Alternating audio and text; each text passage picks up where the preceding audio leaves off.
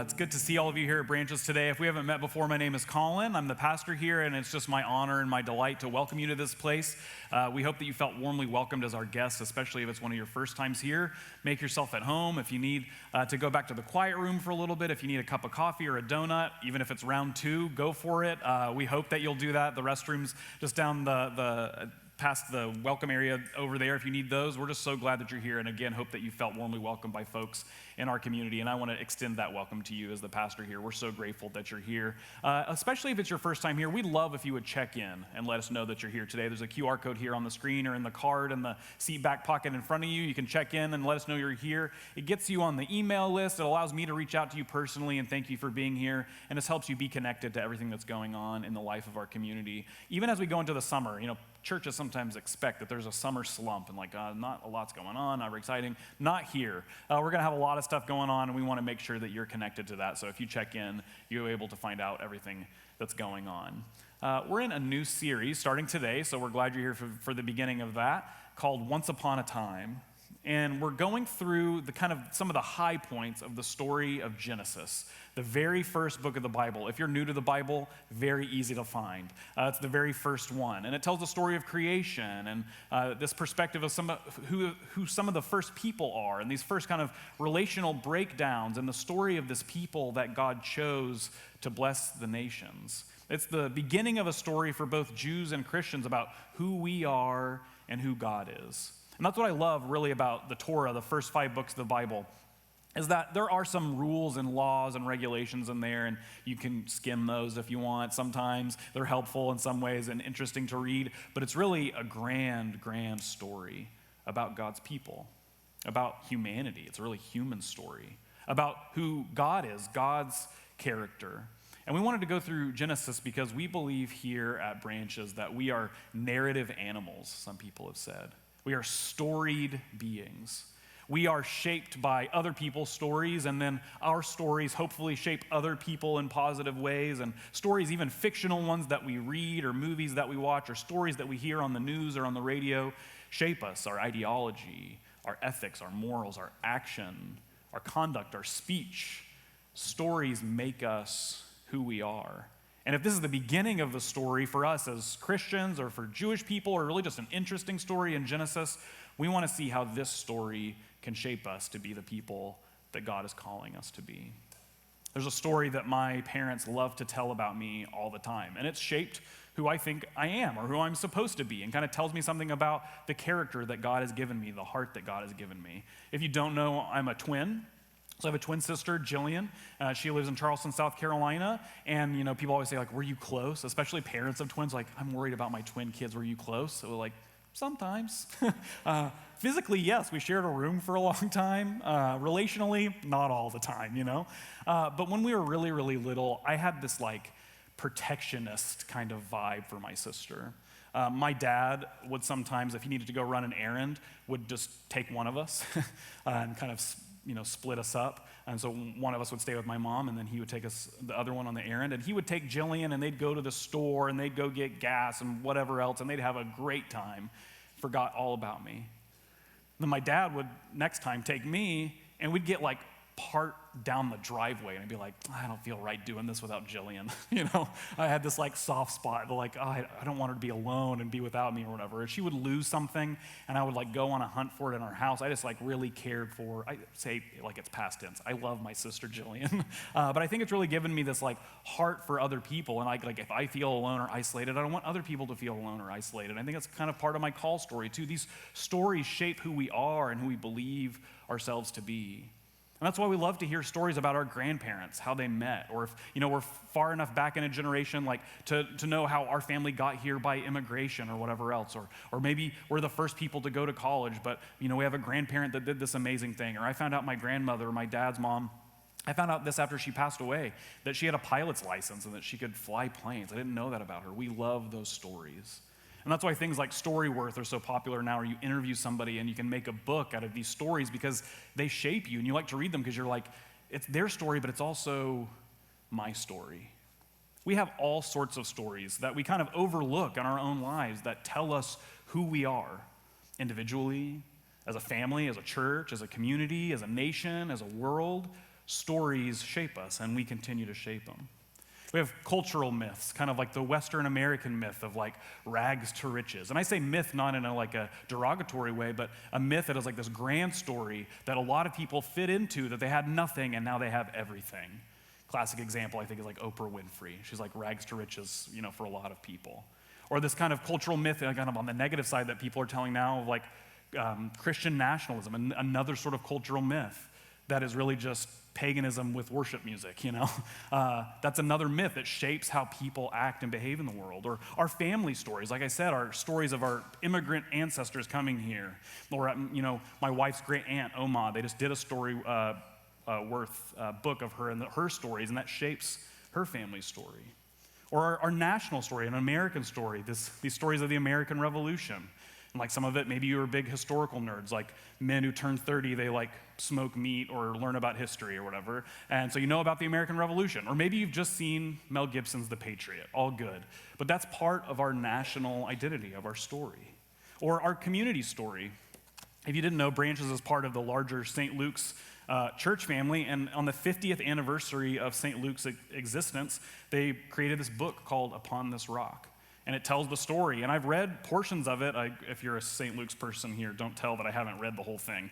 But it has great pictures and ephemera and kind of historical information about this community story, of which now we're a part. And one day there'll be like some, etched timeline on the wall of this church, and Branches will be a part of that story. And this story, these first 50 years up to 1995 of St. Luke's, tell the story in some way of this community. Or we have ancestral stories, like we'll celebrate on Juneteenth, of the liberation of a people in our country. Or pop culture stories. Of course, somebody asked me this morning, like, are you going to talk about Star Wars Day today? It's a pop culture story. May the 4th be with you. And if you're a Christian, you say, and also with you, That's a cultural story we tell ourselves. But also, generally speaking, that cultural story tells us how to tell new stories and better stories. And George Lucas was a student of this thing called the monomyth, which is this big story, this grand story that he then puts the Star Wars story into. Educational narratives, the schools we go to, and the stories they tell about who we are as people shape us and form us. And of course, we have our personal stories, our milestones, our weddings, our children, our athletic ability, our graduations, those personal milestones, those are our stories. And of course, the last one that's really important to me, is our religious stories. I argue that all people, in some capacity, are religious. And I use that term kind of broadly to mean we have these bigger stories, these stories beyond us, other than we are, bigger than we are, that shape who we think we are, ultimately. Not our national identity, not our ethnicity, not our political ideology, not even our last name or our family history, but our human history.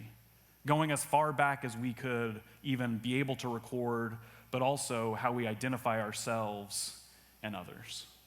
Our stories shape us into the people that God is calling us to be and who we think we are. As a psychologist, John Bowlby, died in 1990, he says our stories become the base, the secure base, for our daring exploration of the world. The stories we tell about ourselves, this is family system stuff, the stories that we believe and tell about ourselves allow us to come back to a home base and then loop out into the world and discover how our story interacts with other people's stories. It was a classic story, I don't need to tell you the whole thing, where my dad now regularly says, "Remember who you are." That's a story about who I am.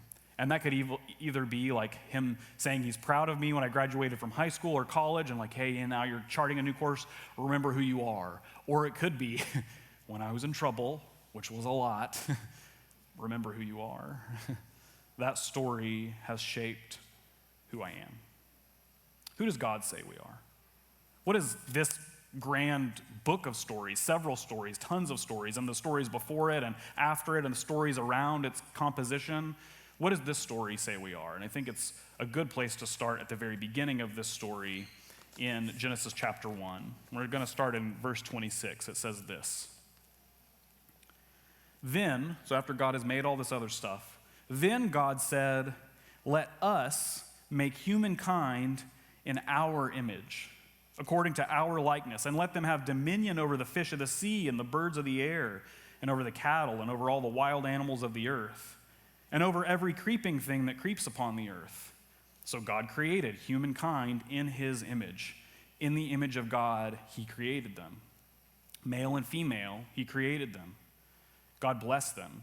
And God said to them, "Be fruitful and multiply, and fill the earth and subdue it, and have dominion over the fish of the sea and over the birds of the air, and every living thing that moves upon the earth."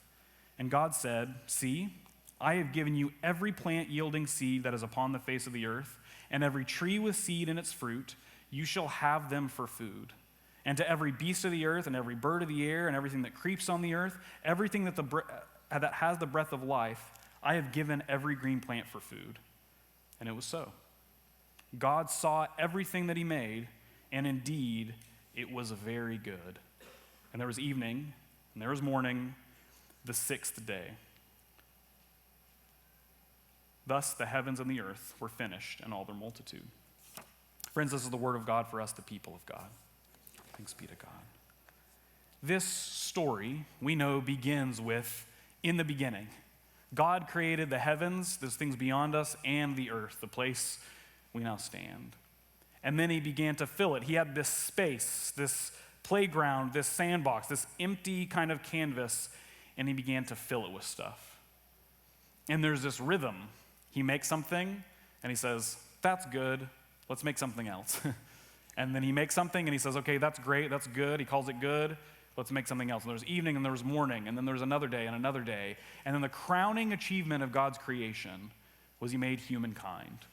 You notice in this story, it's broadly speaking. God makes humankind in his image, and we don't get the very specific story of Adam and Eve just yet. It's this larger story of humankind in general.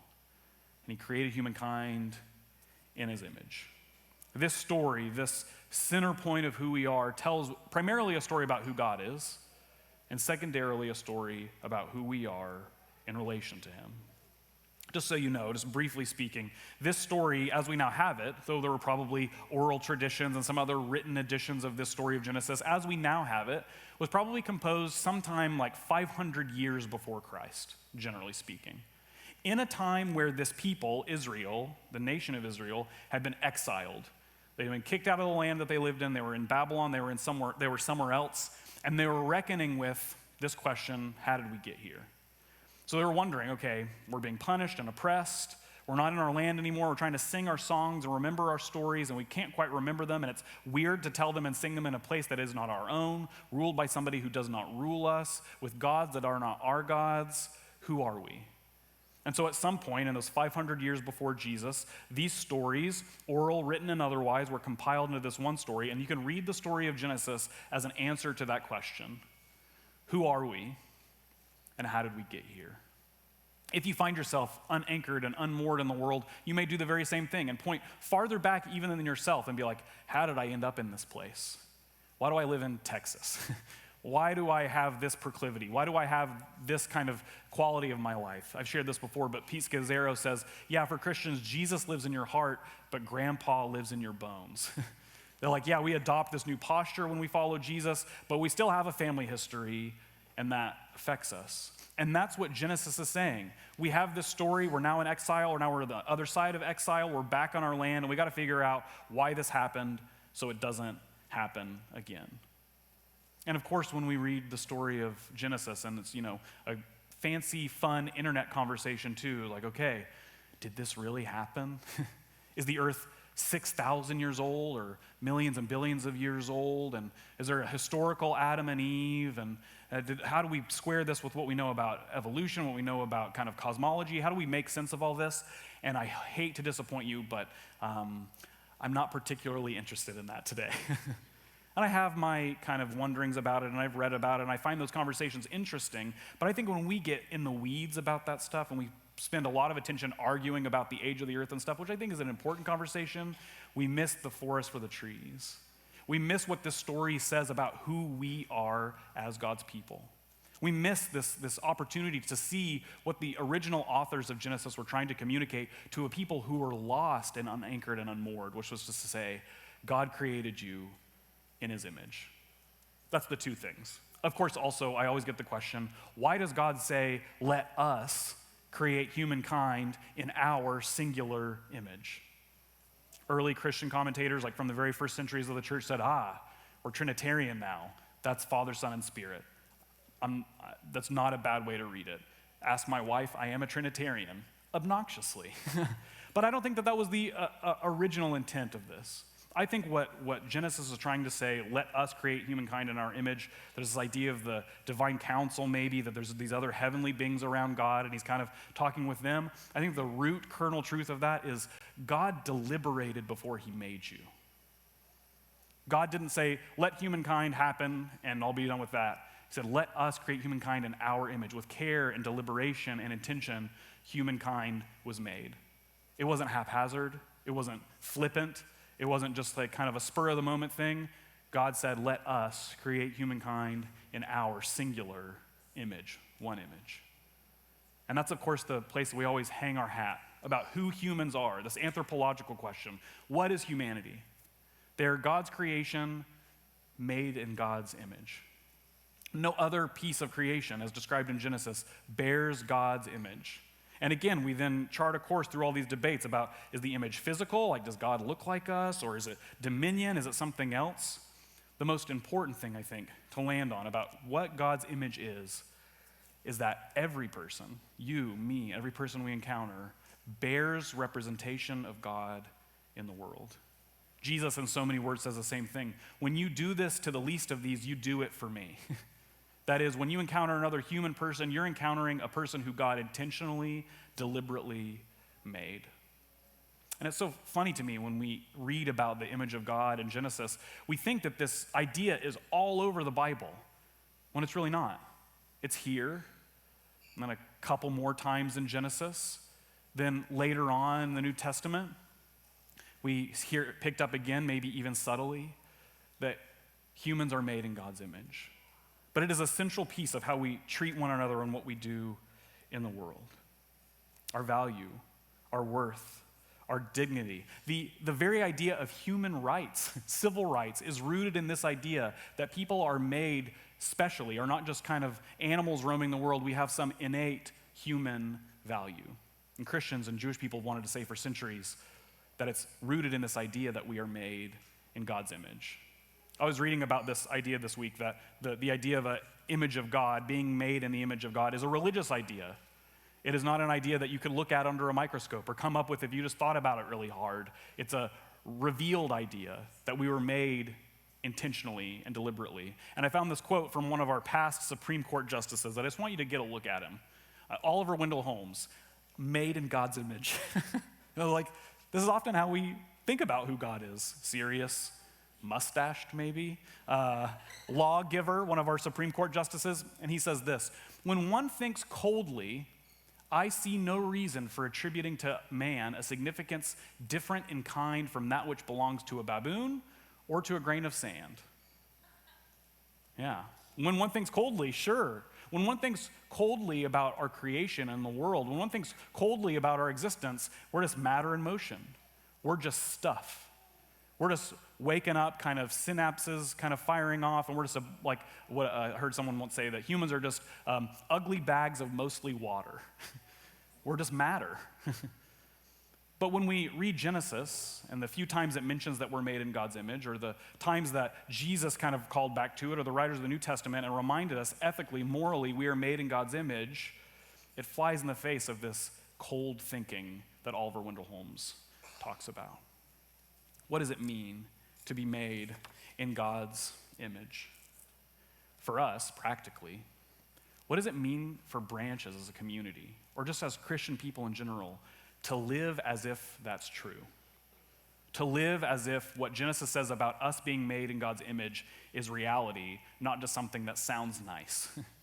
What if it meant that it changed our conduct, or how we treated one another, or how we thought about ourselves, or how we thought about the world, or how we thought about our ethics and our morals, our communities, or how we treated people we didn't know but our neighbors, or how we treated people who are different from us or don't speak the same language as us, or from another country or somewhere else? How does that idea affect every facet of our life? From your boring job, to your parenting, to your driving on I-10 at 5 p.m. if we're made in the image of God, does it mean anything practically for us? There's a story I heard from one of my professors in seminary, Tom Long, who said that when he was going through his kind of very serious Presbyterian upbringing, they have this thing that many churches have, including the Roman Catholic Church, called catechesis, where you're asked a series of questions and there is a written response that you memorize to remember the kind of broad scope of the Christian story. And the very first question in his Presbyterian catechesis as a child was, "Who made you?" And his teacher, kind of like a female version of Oliver Wendell Holmes, was serious and mean and intimidating. And so every time he would go through the catechesis, even as an adult, he would hear that question: "Who made you?" And then the seriousness of it, and also the practical application of it, hit him so deep in his heart. He said, even my mean old teacher from Presbyterian catechesis at my small rural church, she was made in God's image. God made her, and God made me.